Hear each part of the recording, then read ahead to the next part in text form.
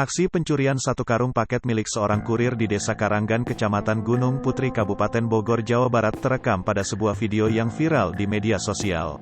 Detik-detik pencurian tersebut terekam kamera CCTV yang kemudian diunggah oleh akun Instagram @infopublik.id. Akibat insiden tersebut, Polsek Gunung Putri bergerak melakukan proses penyelidikan. Dikutip dari kompas.com, dalam video memperlihatkan seorang kurir paket terlihat sedang mengantar barang menggunakan sepeda motor ke salah satu rumah warga pada Rabu, tanggal 10 November tahun 2021, sore. Bersamaan dengan itu, dua orang berpakaian merah yang berboncengan terlihat memantau situasi. Diketahui ada dugaan jika dua orang itu adalah pelaku yang memang sudah membuntuti kurir tersebut.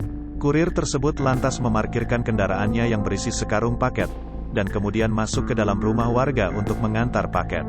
Kemudian, tak lama kemudian, dua orang yang mengenakan baju berwarna merah tadi, terlihat datang menghampiri motor kurir yang terparkirkan tersebut. Kedua orang itu langsung memindahkan satu karung paket milik kurir itu ke motornya dan membawa kabur. Sementara itu, Kapolsek Gunung Putri, Kompol Andri Fran Ferdiawan saat dikonfirmasi, pada Kamis, tanggal 11 November tahun 2021, menanggapi hal tersebut.